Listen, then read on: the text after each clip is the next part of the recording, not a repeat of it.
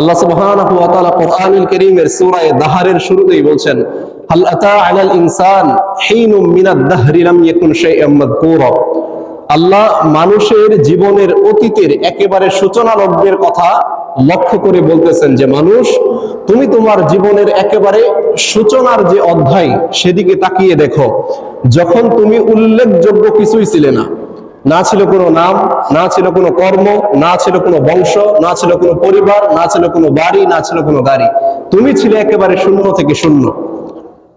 অতঃপর আল্লাহ দয়া করে মায়া করে এত সুন্দর দেহ আকৃতি অবকাঠামো দুনিয়াতে এত কিছু তোমাকে দান করলো। এত কিছু দান করার পর তুমি তোমার এই জীবনটাকে কোন পথে কাটাবে, এই পথটা আল্লাহ দেখিয়ে দিয়েছেন। আল্লাহ বলছেন, ইন্না হাদাইনাহুস সাবিল, আমি মানুষকে হেদায়েতের পথে আহ্বান জানিয়েছি যে এটা হেদায়েতের পথ, এটা মুক্তির পথ, এটা নাজাতের পথ। কিন্তু মানুষ যে বড় অকৃতজ্ঞ, আল্লাহ বলছেন, ইন্না হাদাইনাহুস সাবিলা ইম্মা শাকিরা, আমি আল্লাহর এই হেদায়েতের পথ পাওয়ার পরে কিছু মানুষ আমি আল্লাহর এই পথকে গ্রহণ করে নিয়েছে, কিছু মানুষ আমি আল্লাহর প্রতি শাকুর শুকরিয়া আদায় করেছে, ওয়া ইম্মা কাফুরা, আর অধিকাংশ মানুষ আমি আল্লাহর এই হেদায়েতের পথ থেকে মুখ ফিরিয়ে নিয়েছে। মানে অধিকাংশ মানুষই আমি আল্লাহর প্রতি অকৃতজ্ঞ, কুফরি করেছে। তো আল্লাহ আমাদেরকে পথ দেখিয়ে দিয়েছেন, কিন্তু এটা দেখার পরেও আমরা এই পথ থেকে বিমুখ হয়ে ভিন্ন পথে চলতেছি, ভিন্ন কোনো মতাদর্শের উপর নিজের জীবন অতিবাহিত করতেছি।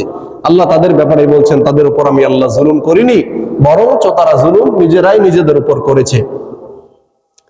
এজন্য সেই রাসূলের প্রতি সালাত ও সালাম পেশ করছি, যার আদর্শের বাস্তবায়ন করা আল্লাহ সুবহানাহু ওয়া তাআলা প্রত্যেক ধর্ম কর্ম নির্বিশেষে সকল শ্রেণী পেশার মানুষের উপর ফরজ করে দিয়েছেন, যার আদর্শই, যার থিওরি এবং পদ্ধতি একমাত্র আল্লাহর নিকট গ্রহণযোগ্য।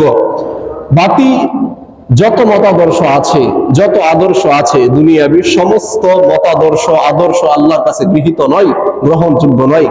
যেমনটা আল্লাহ রাব্বুল আলামিন কোরআনুল কারীমের সূরা আহজাবের 21 নম্বর আয়াতে স্পষ্ট করেছেন, লাকাদ কানা লাকুম ফি রাসূলিল্লাহি উসওয়াতুন হাসানাহ, নিশ্চয়ই এই পৃথিবীতে একমাত্র উত্তম আদর্শের অধিকারী হিসাবে মুহাম্মদ সাল্লাল্লাহু আলাইহি ওয়াসাল্লামকেই পাঠিয়েছি।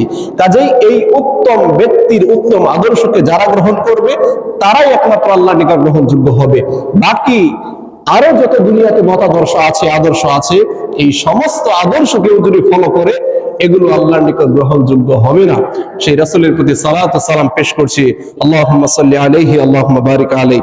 সম্মানিত উপস্থিতি, আপনাদের সম্মুখে মহাগ্রন্থ আল কোরআনুল কারীমের সূরা হামিম সাজদা থেকে কয়েকটি আয়াত, রাসূলুল্লাহ সাল্লাল্লাহু আলাইহি ওয়া আলিহি ওয়াসাল্লামের একাধিক হাদিস থেকে একটি হাদিসের টুকরা পেশ করেছি। আল্লাহ চাহে তো উক্ত আয়াত এবং হাদিসকে সামনে রেখে সংক্ষিপ্ত পরিসরে কিছু আলোকপাত করার চেষ্টা করব ইনশাআল্লাহ।